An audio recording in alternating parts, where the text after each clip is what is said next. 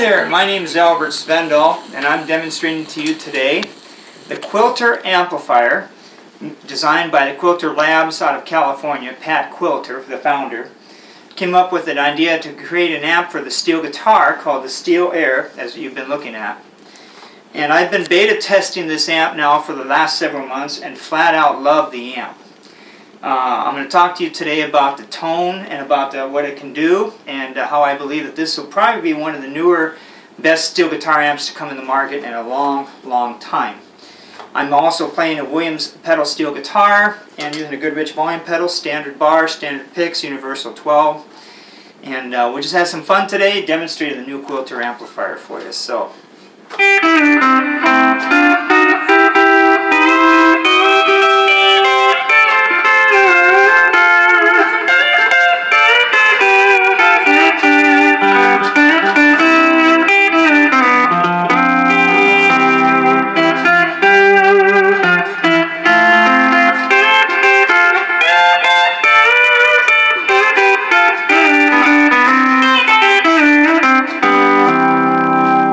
Demonstration of some of the tone qualities of this amp. To begin with, let's start here at this side of the amp.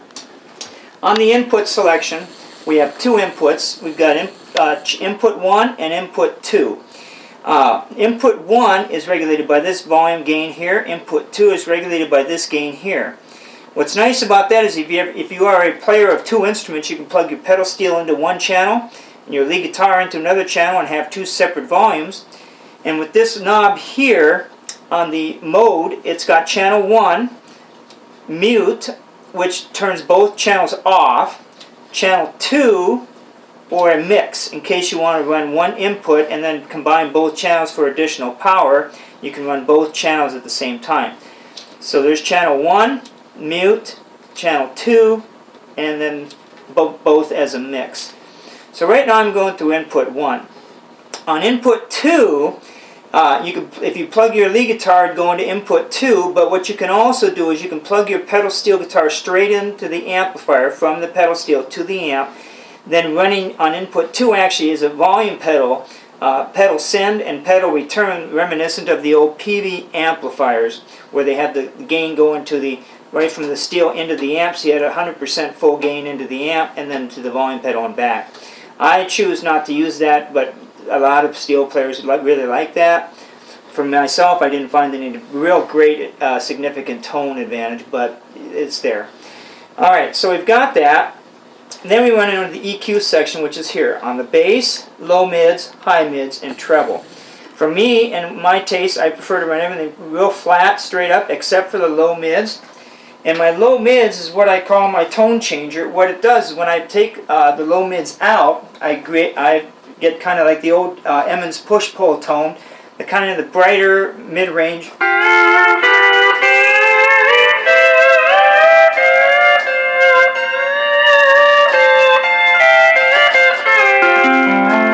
When I run that back to about here, I get more of the warmer, richer, full-body sound, like the Showbud sound.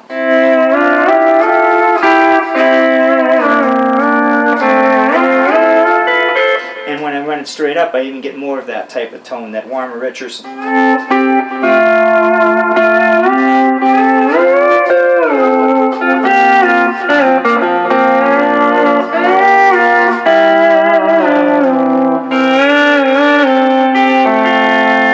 Like I say, for me and my taste, I prefer to run that pretty much there for the tone that I usually like when I'm playing.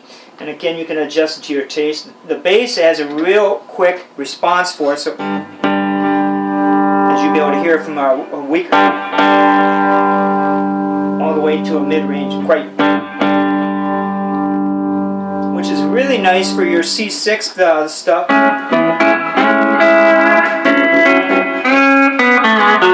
If you're doing a lot of bottom end, crank that up and you get some really nice. Get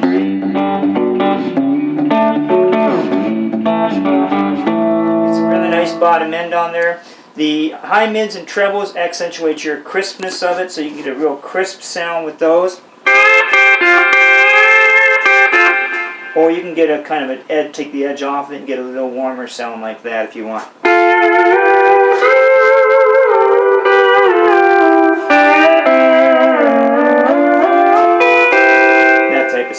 like I say, for my taste, pretty much flat up on those, and then just right here cut back. The limiter is limits the sound when you really are cranking at a very loud volume to keep the sound level about the same when you're working. It's not a compressor. It just kind of limits the amp, so when you're playing really loud, it doesn't get too over loud, and you kind of limit that. I don't use that a whole lot, leave it straight up and down, pretty much. The tremolo, what that does is that, of course, is standard tremolo for many. You got your tremolo amount, and then, of course, your rate. Fast and slow. I'm not a real big tremolo person, but it's there. Again, for your use when you want to use it. Okay, so that's the tremolo. On the reverb is very, very lush sounding reverb. You have reverb amount here. You've got reverb dwell and then reverb tone. The reverb amount determines how much reverb, of course, is there. Let's get this back here. So that determines your amount of reverb.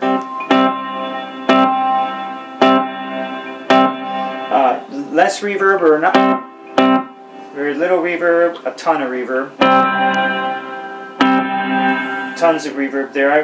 There again, I've been running everything pretty much straight up and down.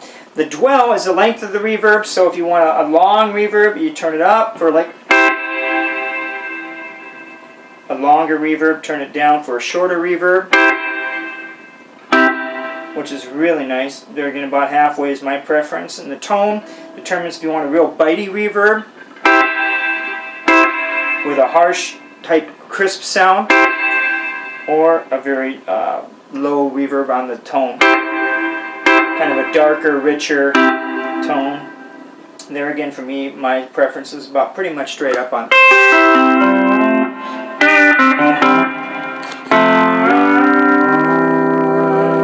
So that kind of runs through that on the Quilter amp. It also has tilt back legs now, which I really like. You can lean the amp back when you want to tilt it back. But one of the cooler features that I like about the Quilter amp is this little control panel here.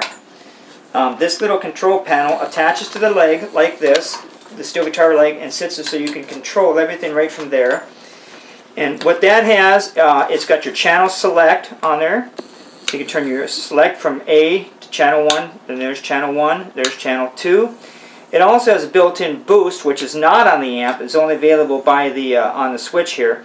When you hit the boost, it boosts your output by about 5, maybe 10% volume. So when if you're doing a lead guitar or a solo, you hit that boost and it brightens your tone a little bit and makes it stand out for solos. There's your limiter on and off switch for the limiter. And here's your tremolo on and off for the tremolo.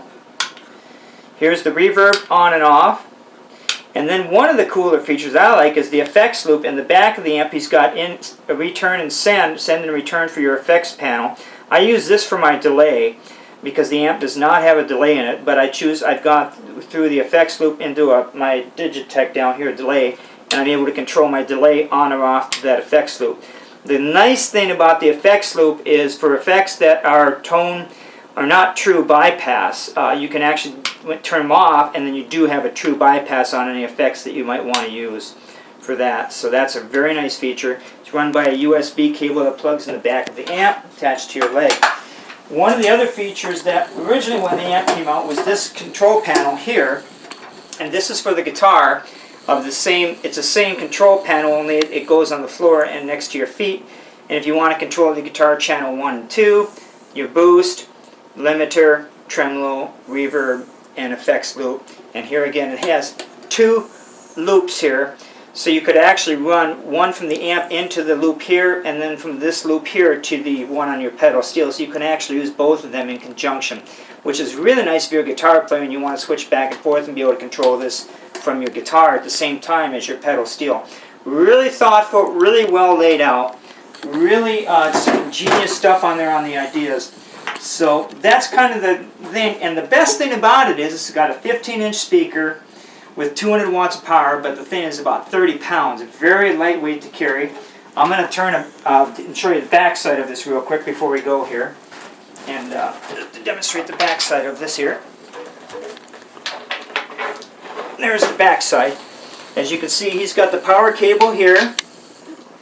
He's got the speaker output with the extension speaker here. You can plug in a second speaker. Here's your foot switch that goes to your foot switch and your pedal switch. Effects loop, and then a really nice feature, the direct out XLR, which is really, I've tried it several times, and the sound people flat out love this because it's a true representation of what you're hearing out of the speaker, not what's coming out of the amp. But what you're hearing out of the speaker is what's going through here. It's clean sound, very well thought out, and just a great amp. And like I say, I'm not sure exactly, I think the retail price, I'm not sure exactly what that's going to be, but that's not my department. My department is simply test the amp. And so I'll leave you with a little song on the Quilter amp that I just kind of wrote called Southside.